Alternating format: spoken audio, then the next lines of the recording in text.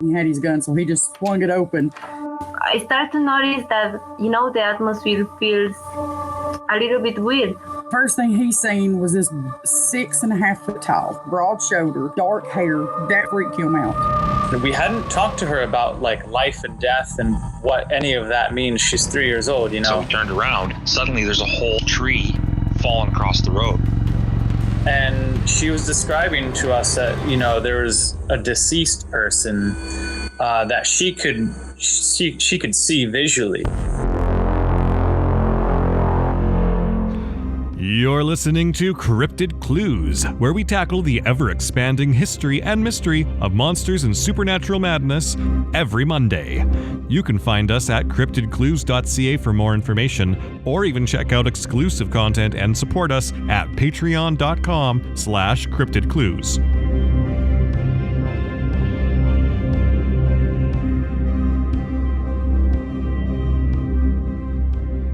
Welcome to Cryptid Clues, everybody. I'm your host, Reuben Olson, joined by your other also host, Taylor Field. Great Scott! We have to go back and fix the intro, Taylor. It still says we do episodes on Friday. Don't worry, by the time we finish this sentence, you won't even know what I'm talking about, and you and I will have already traveled into the past and fixed this mistake.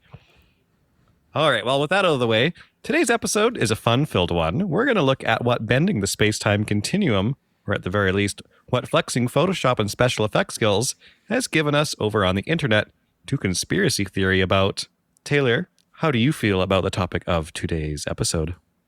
First of all, I love that intro. That was great. That sent me on a whole journey. Oh my goodness. But yes, today's episode, time travel.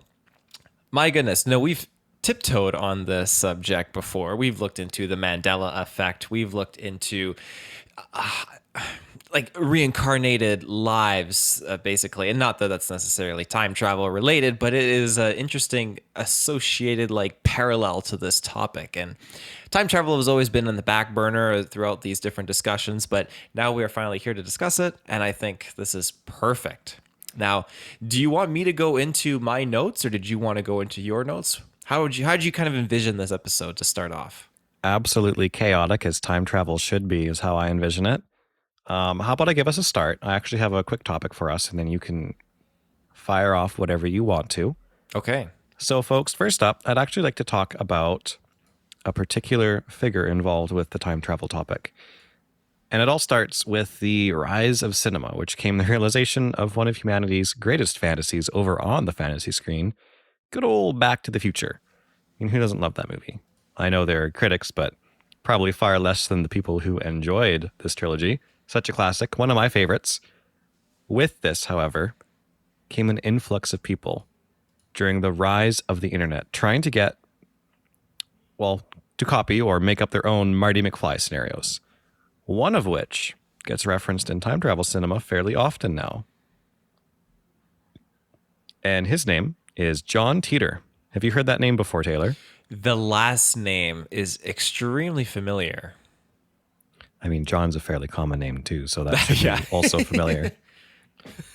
So John Titor is the world-renowned, self-proclaimed time traveler, supposedly from the year 2000. Oh, wait, no, that's wrong. He says that he's from the year 2036, but we first got to talk to him in the year 2000. He was a forum poster with a great mind and very believable messages about how time travel would work. He came, apparently, from a time where such a thing came true, and he listed schematics, he listed science, he listed all these things about how it actually works, stuff that's never been mentioned before, but stuff that, I mean, if his science is accurate in the future, does make sense. Everything seems to piece together. So, come the next year, 2001, John Titor expanded from answering time travel questions to making small posts about his time travel reality. He claims to be an American soldier from 2036. He was assigned to a governmental time travel project and sent back to 1975 to retrieve an IBM 5100 computer, which he said was needed to debug future programs in 2036. Now, John Titor was selected for this mission because his grandfather was directly involved in the assembly and programming of the 5100, which is why he was apparently, he had inside knowledge and all this stuff about the history of the computer. And he was selected not just because of that, but because he had the means to find one. When they were looking for people, he was like, oh, I know how to get one. So I guess they sent him on the mission. Mm-hmm. Now, story time aside, John Titor did something unheard of to help prove this. He supported his time travel claims about this IBM computer and about his relationship with his grandfather by describing, later to be proven, unpublicized features of the 5100. And he revealed lots of secrets about the machine that nobody had ever heard of before, but found out to be true. So, Titor claimed to be in a stopover in the year 2000 for personal reasons, to visit his family, collect some lost photographs of his before traveling back to his original time, and just kind of kick around and enjoy himself, which is why he started posting online and exploring the old internet. Later on, Titor would also start to warn anyone who would listen to him about the threat of the Creutzfeldt-Jakob disease spread through beef products. And he would then claim to be attempting to snuff out a possible civil war in the US. Titor claims that UFOs remain unexplained in his time, but theorized that aliens are most likely time travelers from much further in our timeline. Now, all of Titor's predictions about the future war and events all failed to come true. But of course, his predictions and warnings were all laced with time travel shenanigans about him trying to stop them from happening. So, kind of hard to put yourself out there as a prophet when you're saying that you're here to prevent these things from happening, because it means they're not going to happen. Make sense? Yeah, it's just a way of, I guess, achieving a not preservation, but a form of like, hey, these didn't come true, so I'm right. And if it does come true, I mean, I guess I'm right then there. So he's just doubling down and like double dipping and making it look like he's right no matter what, I guess. Yeah, that's pretty much exactly it. So, of course, he can never really be proven. Mm-hmm. Although I find that his claims about the IBM computer came true. And his time travel theories, the science behind it, his schematics, those never changed. So those plans are still theorized. Yeah. We now live in a time where he's disappeared. He doesn't exist. He doesn't post anymore. Nobody can find him.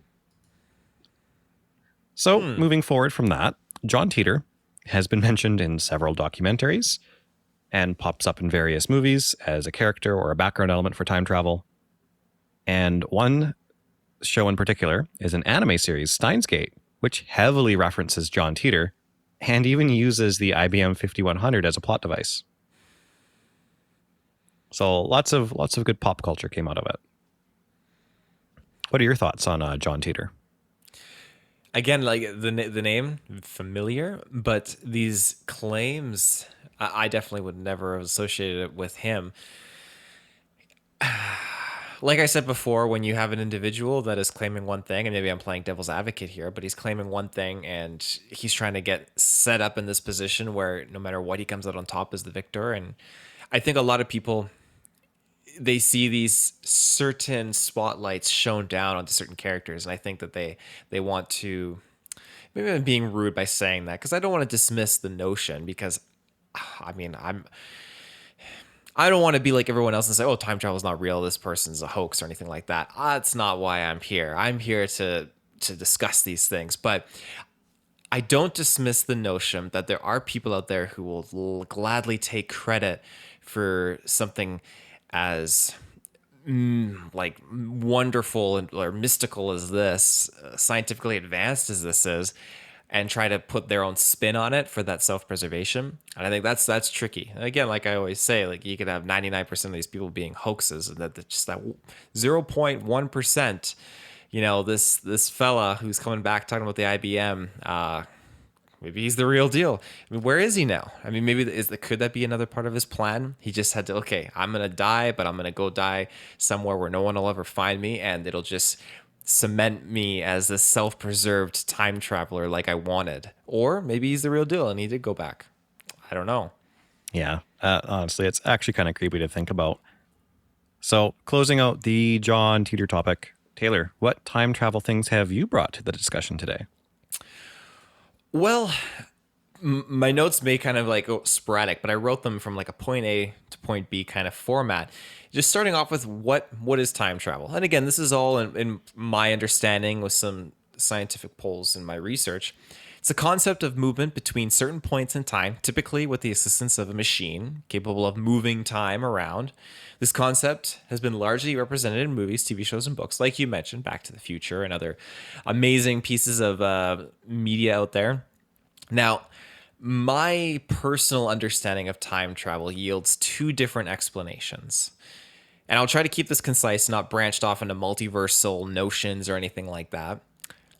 My first explanation is that we live in a constant linear path, always moving forward.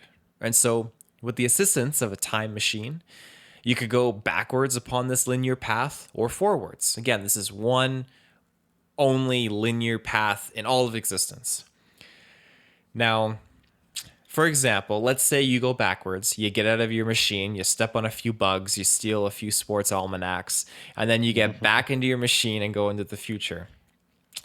Well, what's this? The future you were from is completely changed, and that's because you create a new future based on the singular, linear, forward-moving timeline. Again, this plot sound familiar yet? Oh, it sure does. Only way to fix it is to go back to that point in time where things went bad and prevent them from happening. Now, the other, and what I consider personally is the more exciting idea of time travel, involves multiple parallels all moving at once. So we have a past, a future, and a present all moving together. So there are copies of me that have not experienced yesterday, the day before, or 10 years ago in existence. And that is an actual point in time still moving along its path, but not necessarily in our path, but like parallel. And so when we were to time travel, we could basically leave our linear path and go into a copied version of our path, but different points in time, if that makes sense. I'm trying not to let it get convoluted. No, it's honestly, it's a convoluted topic to begin with. So You're saying like you could jump from point A to point D, but point D is when you're 10 years old. And it's happening at the same time right now that reality is happening, and you just kind of like crossed into a different dimension. And that dimension is 10 years behind. Exactly. You got it. But there's an infinite number of these dimensions. So for every action that you could take, if you're going to modify something by changing your past, you're in that reality where you made that decision. Yes.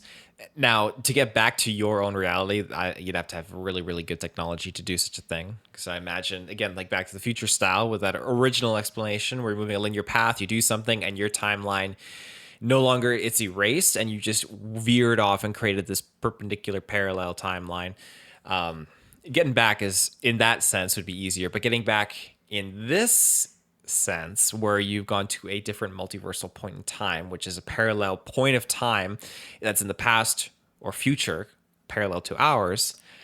Yeah, at least that's how I understand it. And maybe I don't think that it's necessarily totally based off of all the movies and everything that I've watched, but just trying to read like a scientific degree and just how different points of time work. This is how my mind has kind of formulated this idea. That makes sense. But I have one for you. What if it's all one timeline? Okay, there's just one linear path. But because the universe is infinite and ever expanding, just like if you had a room with infinite monkeys all typing on a typewriter, at some point, they're going to write the works of Shakespeare. Now you have an infinitely expanding universe with infinite worlds generating that at some point in time are going to create the same energy readings and signatures, human beings, people born with your name, performing the same actions as you, eventually leading up to talking on this podcast and starting an ad break. Welcome back, everybody. That was really awful. I knew that was coming. But no, like going back to that topic, though, if the universe is infinite and ever expanding, at some point out there in space, highly unlikely that we're the only planet with sentient life. There's got to be another planet that eventually is basically a clone of ours, but it's slightly different. And there's going to be infinite variations of planets like that. I think we get a degree of that even on Earth, just with people, because to credit what you said, there's only so many different looks of a person on planet Earth. And now we get to a point where there are amazingly, like, they could pass for twins. They're celebrities, and we see these just random Joe Blow on the street that looks like a complete twin of a movie star. And even myself personally, I've seen people that look identical to me, and it scares the living daylights out of me. But I mean, that just goes with your finite explanation. Like, I was talking to a coworker, and they're like, "Oh, I was at the movie theater, and I thought you were sitting in the seat in front watching the same movie." And I'm like, "Oh, what movie was it? Oh, this movie. Oh, I'd never watched that movie. It wasn't me." But I mean, yeah, it's easy to find somebody that's a lookalike. Mm-hmm. Now, it may come down to, beauty marks and stuff are going to be different. There's going to be small, different features. But at a glance, you're going to look the same. Yeah, totally. You're right, birthmarks and stuff like that. That I've heard of that explanation.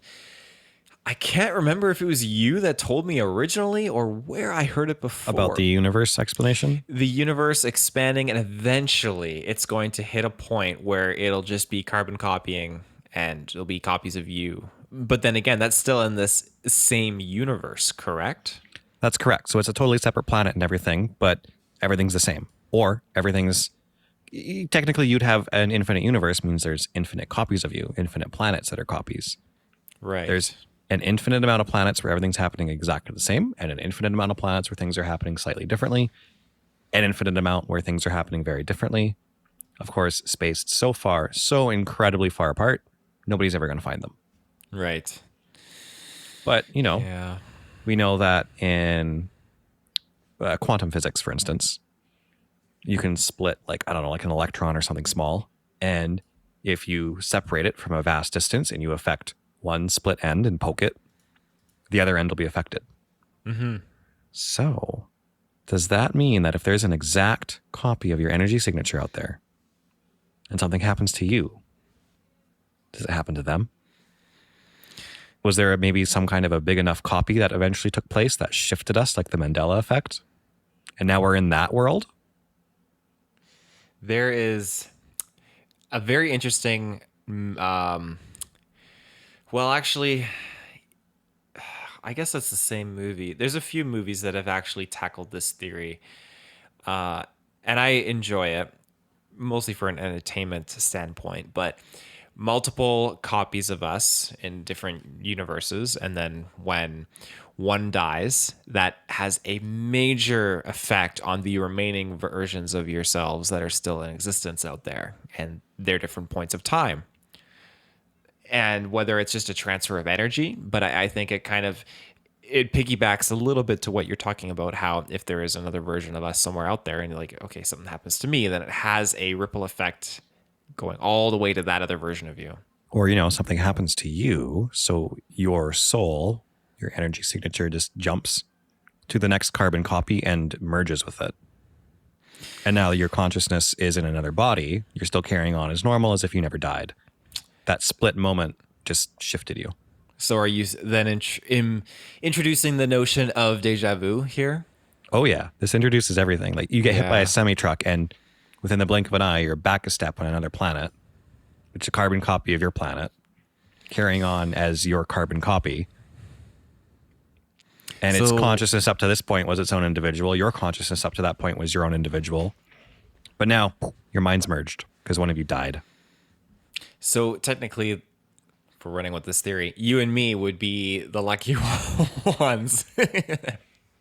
Or maybe it just hasn't happened yet and something happens to us and then we merge another version of ourselves. Well, maybe we've merged with the version of ourselves right now. And now all the logos and stuff are different, and that's the Mandela effect. Yeah, that's true. Maybe there was like a world-ending event somewhere, and now everyone's on the same planet together. I don't know. Oh, that's always been something that's terrified me. And this is a little bit of a side tangent, but I read this concept of how, what if we're dead, and our mind is replaying like our life flashing before our eyes as our brain is shutting down, because it would just be like it would play out our full life. But it's that last like 4 minutes or 5 minutes since we died or whatever. Our brain is still just kind of going through its activity. Oh, I hate that. Like I'm about to die in 5 minutes. Oh, no. Well, we're already dead. So everything here is just our mind replaying. Nani? Again, I don't know how much stock you could put in something like that, because unless we unplug from whatever matrix we're in, I mean, it's just impossible to really know. I'm more stock than my Dogecoin. Yeah. I'm sorry, I shouldn't laugh.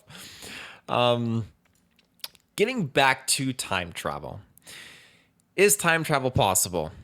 Well, using general relativity, yes, theoretically, it is possible. Using certain space-time geometries that would permit faster than the speed of light travel, like wormholes, cosmic strings, or warp drives, then you just have to outpace the light, so to speak. An example of this is my go-to example when I try to tell people, and people just kind of look at me like I'm a weirdo. You don't whip this up in just a regular conversation. Like, you got to pick your moments to drop this. I digress. An example is light hitting something and then reflecting outwards, let's say into space.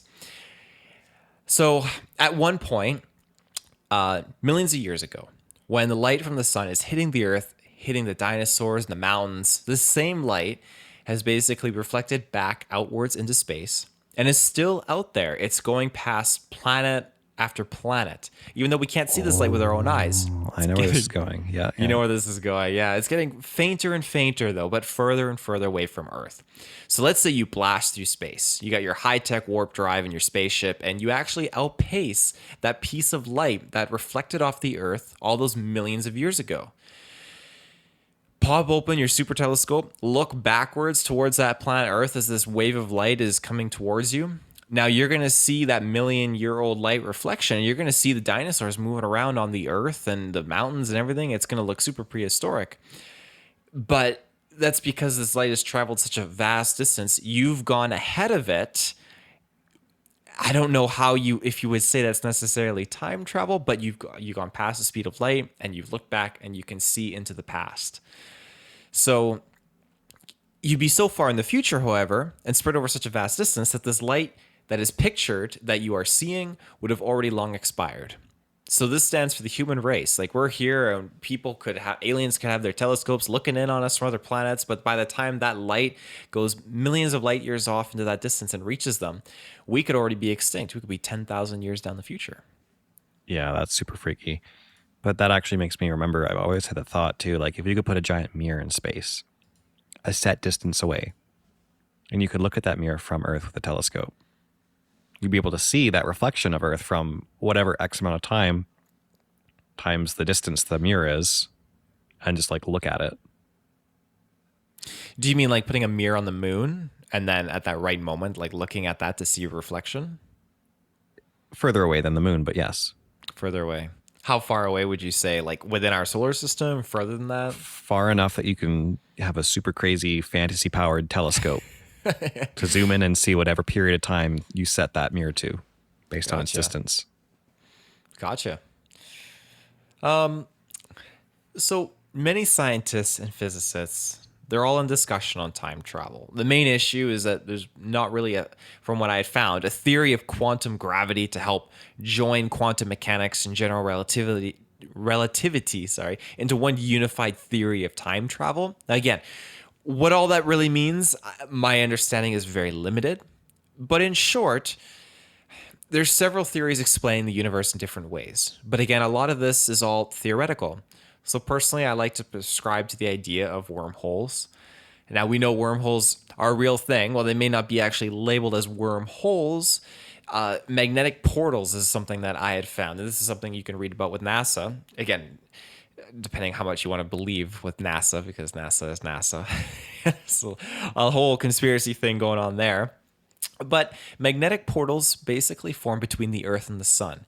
This is something I've mentioned on previous Cryptid Clues episode. But this portal opens up between these 2 points in our solar system, and basically a whole bunch of high energy particles feed through these randomly generated little magnetic holes or portals, and they feed back and forth between the Earth and the Sun. This is, again, a recorded notion. So perhaps these types of portals could be applied to long distance travels, maybe even time travel itself. Another movie plot that I like to look into is the Mark Wahlberg Planet of the Apes, where you have this type of solar storm that opens up. And so Mark Wahlberg goes into here, and he doesn't have a time machine or anything. It's just a spaceship, but he goes through this portal in time, and it pops him out in another point of the universe. Basically, like, again, if you have, you can't see the video here, but if you have a sheet of paper flat, and you poke a hole through one point and another hole through that classic point. way to describe a wormhole. The classic way, yeah. You fold space-time.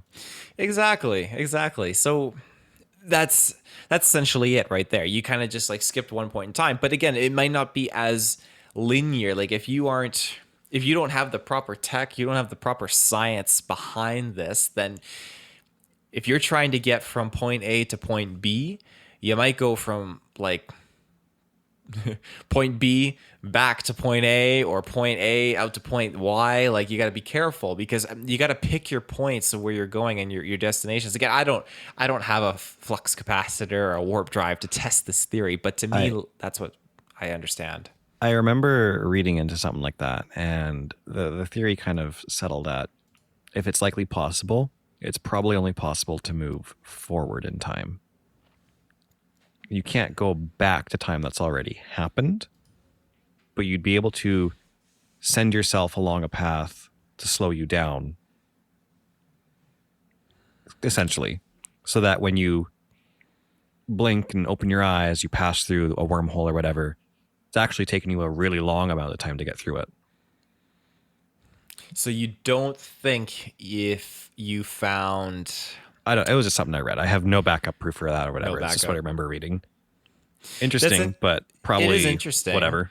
Because and again, that goes hand in hand with what I think. Like, we're always in this constant linear moving path, although devoid of moving backwards at all or being able to travel backwards. You're just able to skip ahead further and further and further. I feel Or your only way to go back in time would be to, like the infinite universe theory, find another planet where everything's happening the way it was, and essentially you've gone back in time, but not really, because the planet that you left from where everything's happening is still out there.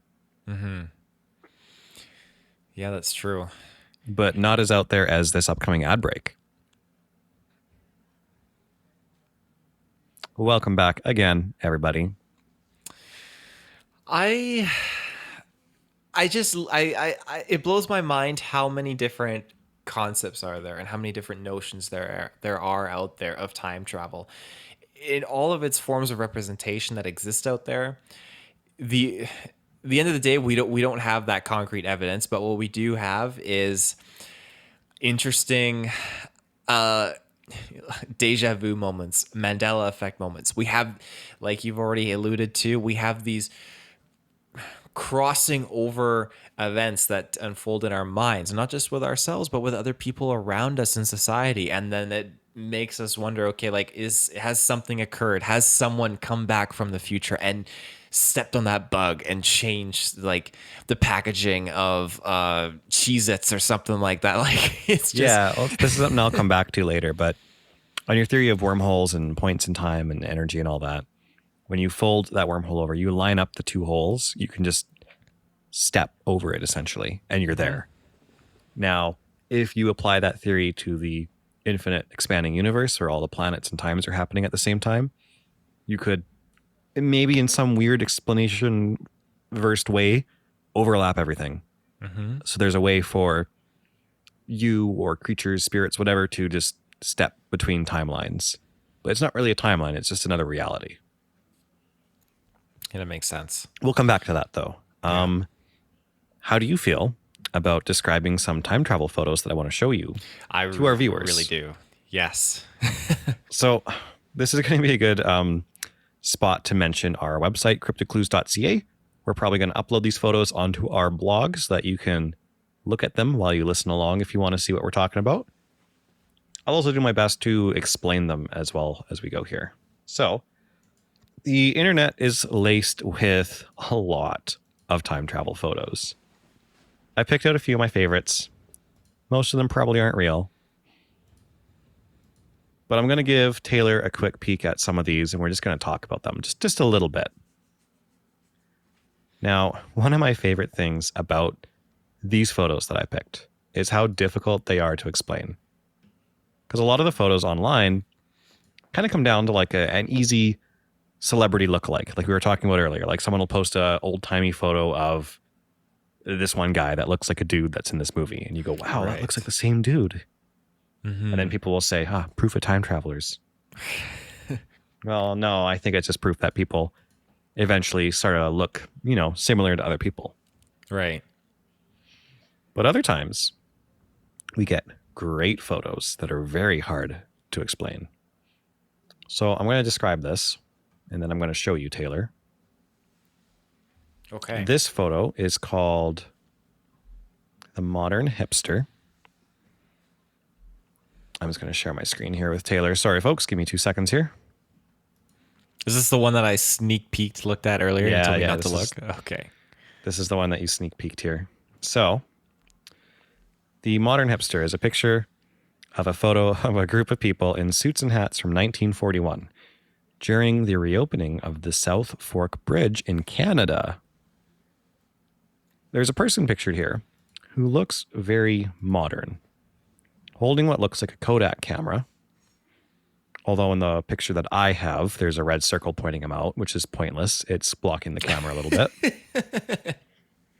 He's wearing hipster sunglasses, styled hair, and has a t-shirt with a logo on it under his sweater. Completely out of place for 1941. Like that is nobody's fashion sense back then.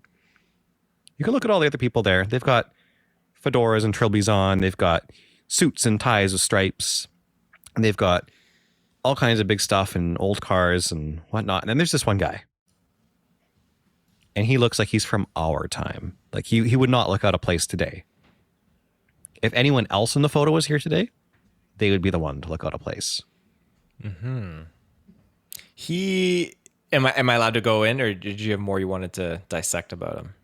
Oh, absolutely. You can look at this. Okay. I'll have one more thing to point out about the photo here when you're done. Okay. Yeah. His logo honestly looks like it could be like a Nintendo 64 logo. But yeah, he's wearing a hoodie. He's got funky glasses, like shades. And again, I can't see necessarily the camera very well because of the red line, but yeah, completely out of place. The hoodie alone, very, very different. And yeah, I don't recall people wearing shirts back in 1941 with a logo on it unless they worked for a company. It was their uniform even.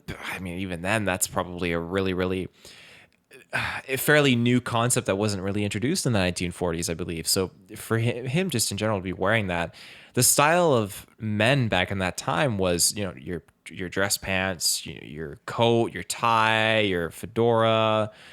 It's just very peculiar to see this man just so different from the rest of them.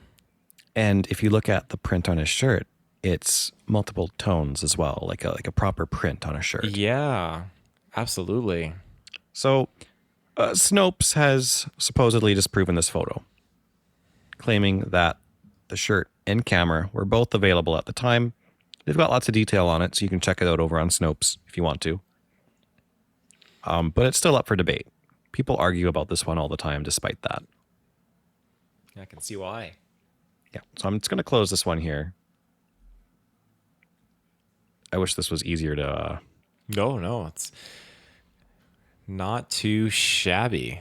Stop that screen, and then I have to click on this fancy present button down here, pick share my screen again, pick another window with another photo. Here we go. I'm curious for this next one because, again, I have no idea where we're going with this. So this next photo, folks, is the World Cup, the Football World Cup of 1962. And this one's kind of self-explanatory. There is a circle on here, but you've got a crowd of people. A lot of people are holding big, gigantic box cameras. The one guy in the center of the photo is holding up a trophy.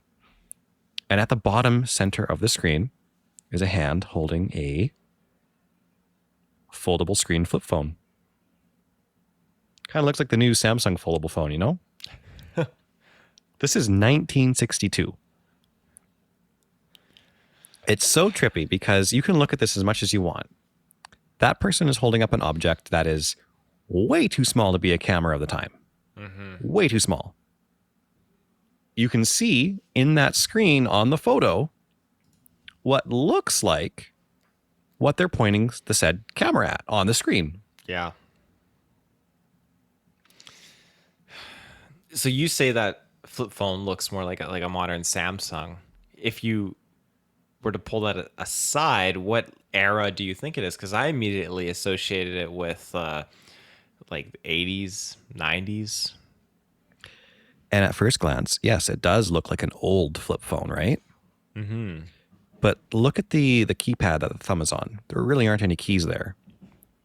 When you look at the top screen where the fold is, you can see that the photo the person is taking actually carries on to the second screen above their thumb. So that's all potentially one screen with a fold in the center.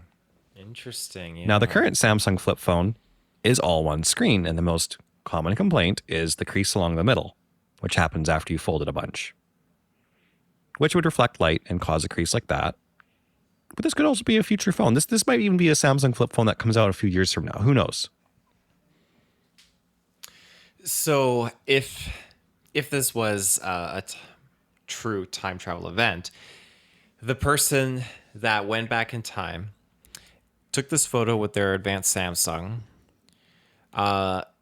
So this sequence is doomed to be repeated then, is what you're saying, because this is in this photo here. Again, looking at Back to the Future Part 3, this has already happened, which means that this person is yet to go back in time now with this phone, either a couple years from now, or if that makes sense. Or did they already go back in time, do this, and this is the photo result of this? That is a whole can of worms right there. Sorry. All right, I'm going to close this one out. We're going to open up the next photo. I'm going to describe it here. Okay. Yeah. Very interesting phone one, though. Holy smokes. Right? I've never seen that photo either before. I feel like the other one has maybe popped up in passing. But, yeah. Oh, here we go. So this one's a fun one. This is a newspaper article I'm showing Taylor. The headline is Time Traveler Skips Town. And we got a gentleman on the side here who's got a bit of a squinty face. This is a picture of a man claiming to be from the year 2256. He traveled back in time to game the stock market with supposed insider trading knowledge. He was successful. He gamed the stock market, he got a bunch of money, and he was thrown in prison for frauding the system, very obviously. Here's the thing. He mysteriously vanished out of his cell without a trace. No shit. Talkie mushrooms. All that exists of this guy and his name is this mugshot and this newspaper article from the New York newspaper. He does not look concerned whatsoever in his mugshot. Yeah, he looks super high. Yeah, he kind of does. 225.56. Interesting and very specific. I mean, if anything, if it is true, that makes me feel nice knowing that I'm probably not going to have any world-ending events in my time.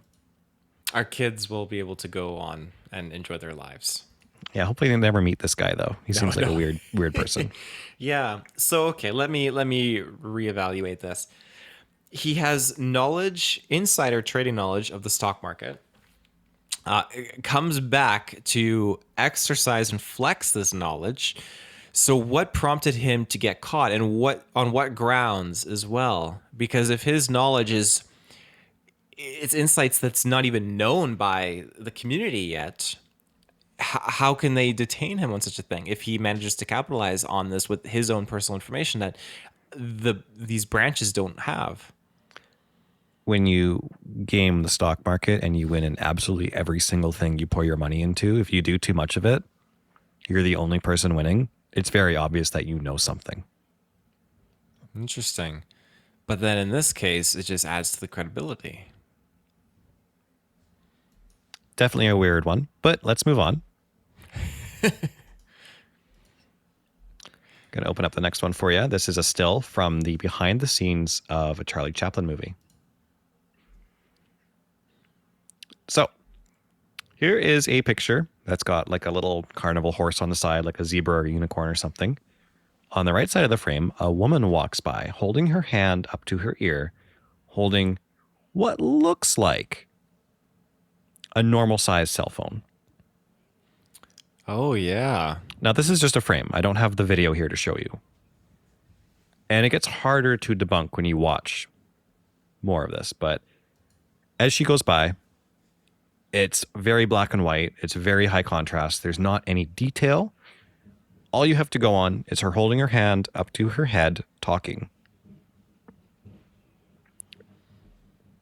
Now, she's holding something.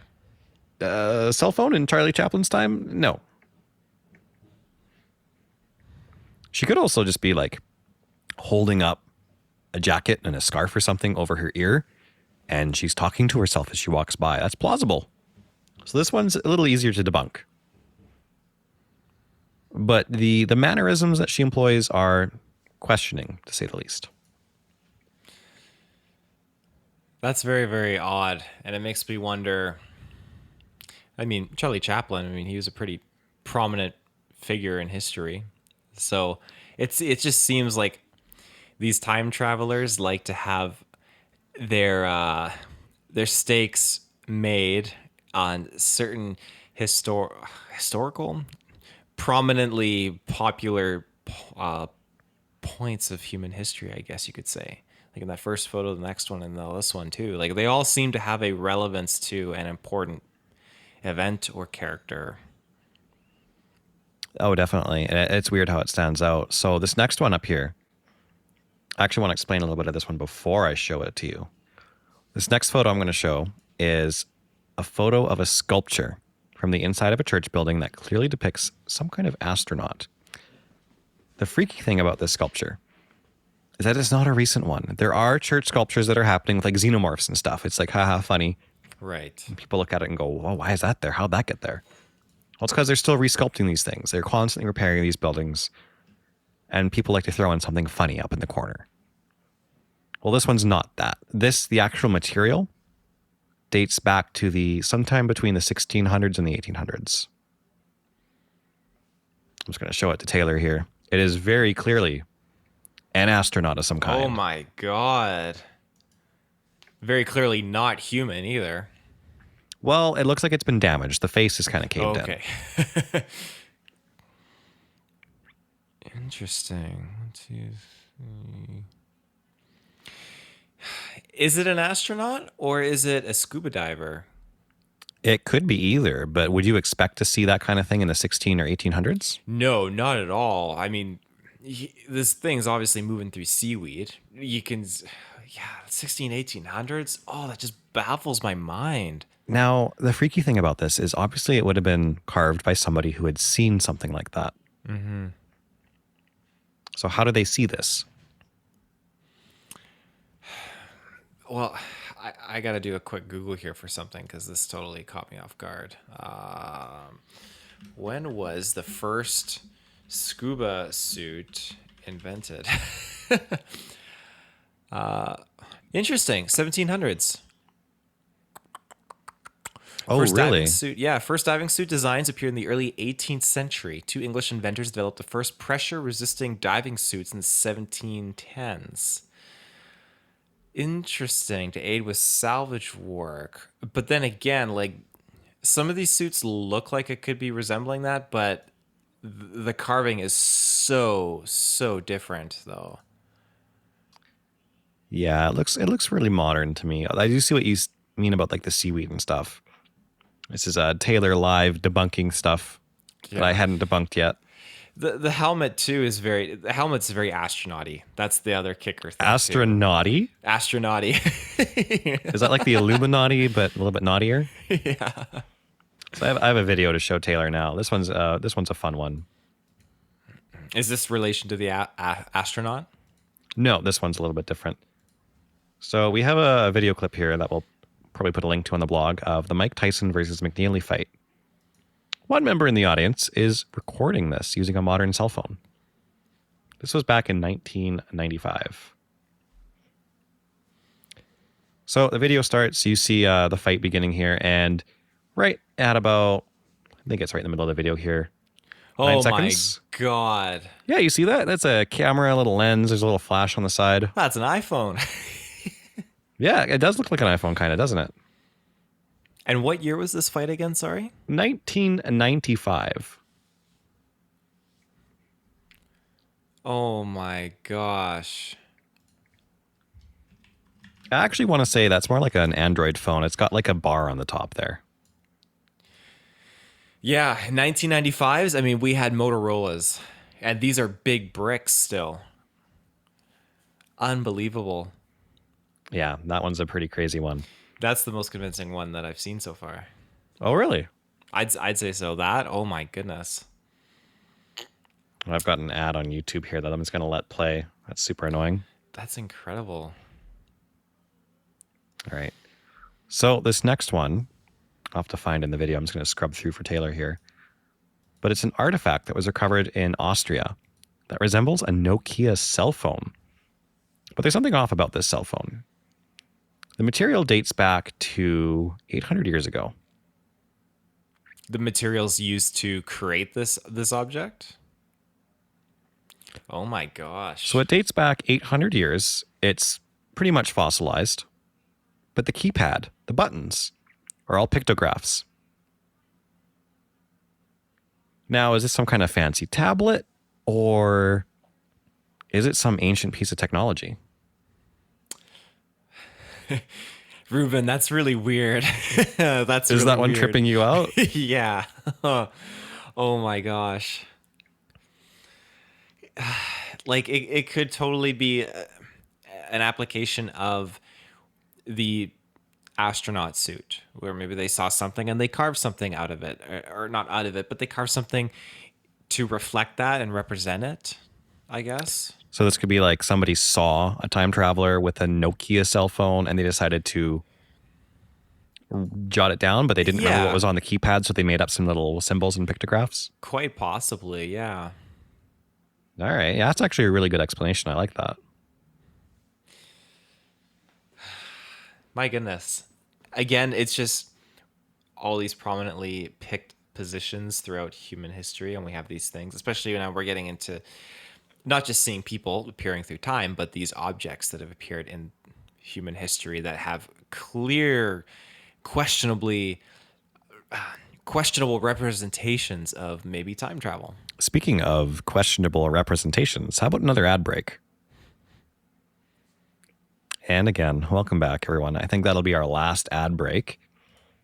Taylor, do you have any other time travel thoughts to throw in before I move on to our final topic, which is more Mandela effect than anything else? Oh, gosh. It seems like a lot of what you've shown me, and we have these different supposed, while they could easily be hoaxed and debunked, we have these supposed people that keep traveling back. And it feels like time travel has become more or less a recreational thing in the future.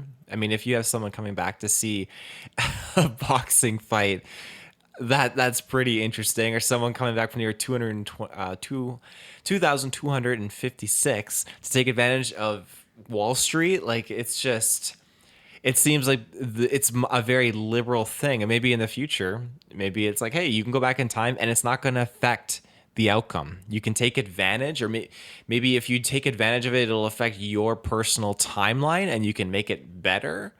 Or, yeah, I don't know. Like, We're living in a timeline right now that's been unaffected by most major time travelers. Just the little ones are slipping through and getting noticed. mm-hmm. Because if they were to go back in time and like kill Hitler or something, that's a huge change. We're not going to get to experience that until we're caught up to their time. Or are we in a different reality right now, like the Mandela effect? And this reality shows some of those time travelers. Well, let that segue into your Mandela. Yeah, so our final topic for the night is less time travel, more Mandela effect, because we keep alluding to it throughout the night here. And this is one of my favorites recently. I just sent this to Taylor a few days ago. I found a TikTok channel of a person simply named JK. Their @ name is The Thought Police. On this channel, they're using an old Palm Verizon phone's camera to view things through the camera lens and show them from the viewpoint of a dimension unaffected by the Mandela effect. Now, super hard to explain. There's a bajillion theories you can come out with, most likely one being a hoaxer. But this is why it trips me out. Because there's CGI and editing as an explanation. Easy throwaway. But the skills required to go this in depth, if you check out this channel, are crazy. Check this channel out, see what you think. Because we got videos being posted on a daily basis from this user in response to comments on their previous videos. You can go comment on this guy's video right now. And you can say, hey, I remember this. This is a popular Mandela effect. Can you check this one out? And he might select you and respond to you later that day with a video through his camera. How do you edit that quickly?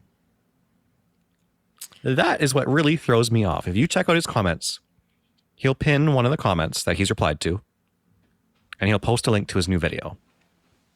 And they're usually a day, less than a day apart. So we got videos from inside grocery stores, checking out logos, board games, Berenstain Bears books, Pikachu's tail with a stripe on it, and much, much more. If you checked out our Mandela Effect video where we went through some of the stuff on there, he's brought it up. He's looked at it. Got the Monopoly Man monocle, for instance. This little simple things, which, yeah, you could edit.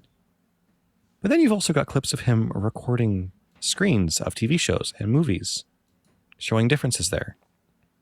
He looks up and records the street with cars in front of him through his camera that he's recording his phone camera through. So if he has to edit something on a video file, he has to edit his hand and his phone out of the video to put it on the video camera of the phone he's holding from a slightly different angle where things are happening at the same time. That amount of effort makes no sense. How do you hoax that?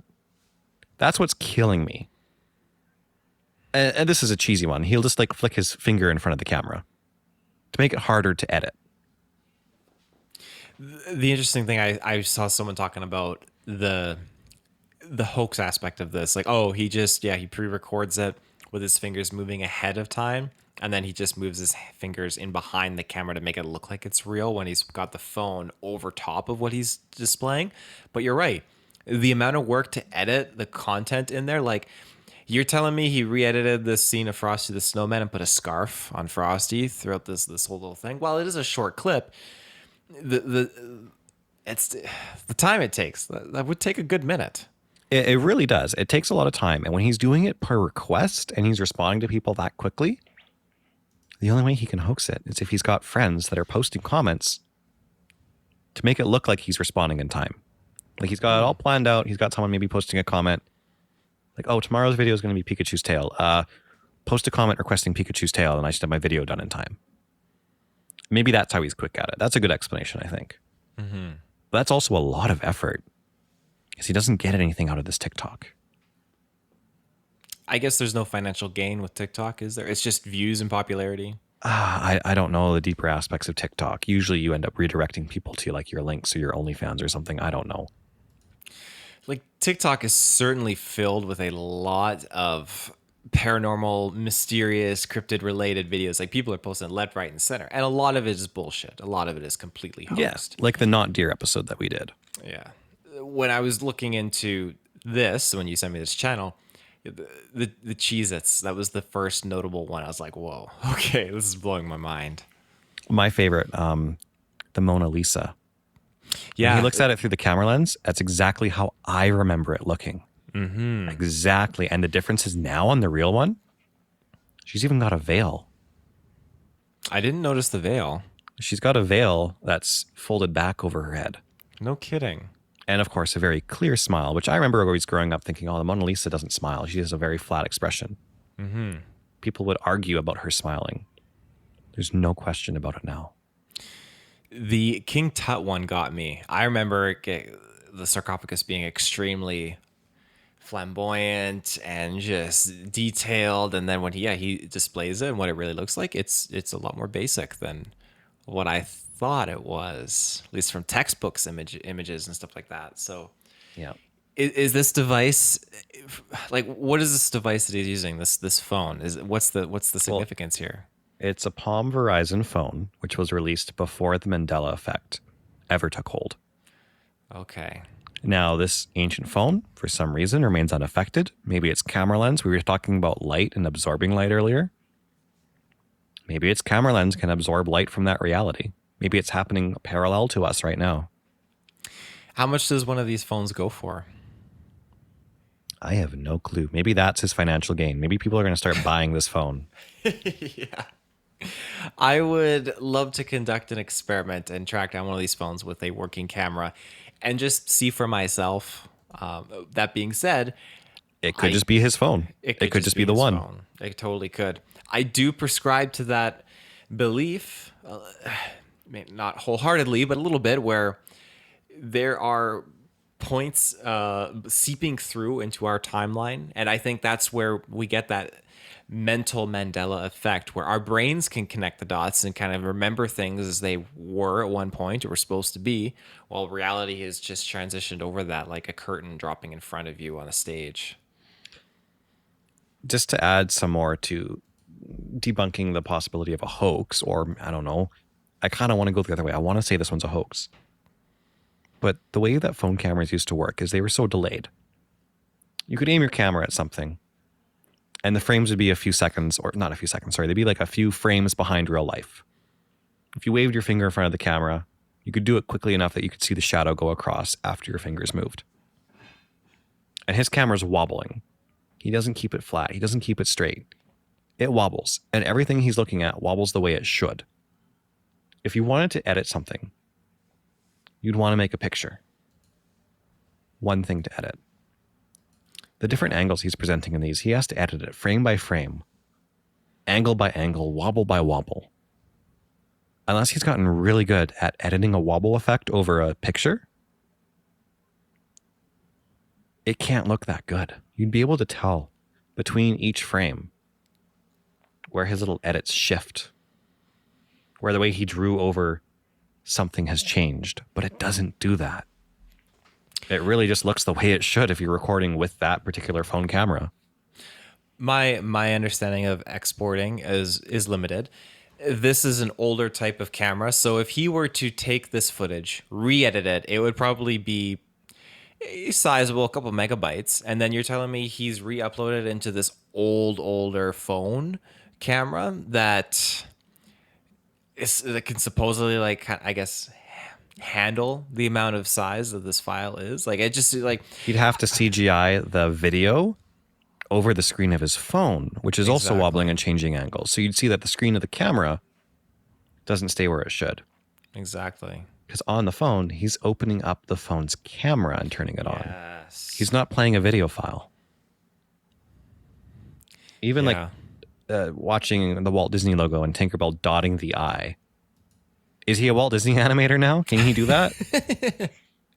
Like, that's a lot of frames. That's a lot of stuff to edit. Mm-hmm. That is pure insanity. I don't understand it. I'd love to find something like tomorrow that shows, oh, it's clearly a hoax. I can stop worrying about it. But there's so many Mandela effects. Yeah. The way I remember things and the way he shows it is exactly how I remember it. That's the scary thing. Like the Fruit of the Loom cornucopia. That one really hits hard. Really hits hard. Goodness me. Yeah. I wish that I had a proper explanation for what all these Mandela effects were. And maybe at the end of the day, maybe it is the cause of some time travel disturbance. People coming back to watch boxing matches or going in Charlie Chaplin scenes, talking on their phones or whatnot. But yeah, at the end of the day, I this is something that will always escape my, I guess, understanding, unless I live to be like hundreds of years old, to the year 2256. I won't have any kind of explanation. I mean, you have those other time travelers, maybe they're more like doomsayers, where they predict certain events that are going to happen. Yeah, they're not really time travelers, are they? Because I know we talked about it earlier, but more or less like, oh, this apocalyptic event, world-ending thing is going to happen here. But they're more or less saying, like, I was told this by some entity of sorts. Yeah, that's just a whole separate wacky world. Yeah. Just back on the topic of this phone before we close up. What happens if he aims it at a person? Ooh. Is that creepy? If you get somebody to put on a shirt with a logo that's been Mandela affected and you record them through this camera, what happens to the person? That's like a plot of a horror movie. Now, is that person in that reality? Are they also being recorded for the Mandela effect purpose? Or is this recording our reality, but seeing the light bent differently from before the Mandela effect? So it's still you. In the video, you could point at your shirt and describe it, and you describe it the way you are describing it right now. But you'd be pointing at the wrong things because you're pointing at it differently. You know what I mean? Like your hand's in the same spot. You're pointing at a logo and you're pointing at something on your shirt that's not there. Well, like the Cheez-Its. You'd be pointing at the Z, but the Z's not there. Exactly. Mm-hmm. Yeah. Or, I mean, the hacked person might not even appear. Maybe you just see the shirt, but there's no person standing there. Oh, that's even freakier. I hate that. Sorry to put that in your mind. Oh, my goodness. But yeah, that's an interesting notion that you presented. Yeah, you're welcome for that nightmare fuel. Yeah, thank you. Anything else you'd like to add? No, I think that's everything that I have from my notes and following up with your notes. Well, thank you everybody for listening to this episode of Cryptid Clues. Taylor, take us away with some plugs. Ladies and gentlemen, you can find us on our website, CryptidClues.ca, our social media channels, Twitter, YouTube, and Facebook, and our Patreon, where we get ad-free early episodes. And if you want to reach us directly, you can via our email, cryptidclues@gmail.com. So yeah, we got a lot of stuff lined up. We're going to be getting into hopefully some more interviews here this new year, 2023. Reuben, this is your first episode back on in 2023. It was great to have you back in the hot seat here with the microphone. Oh, I know. It's been a while. I've been muting myself every time I cough right now. It's terrible. Well, I'm glad you're getting on the mend because, yeah, this is going to be a good year. We're going to get interviews. We're going to be diving into some more topics. We're just going to be hammering this year hard. I'm getting some more story time sessions from me, some solo eps. Mm-hmm. Right on. Well, you heard it there, ladies and gentlemen. Thank you for tuning in. Take care and stay safe. Bye-bye.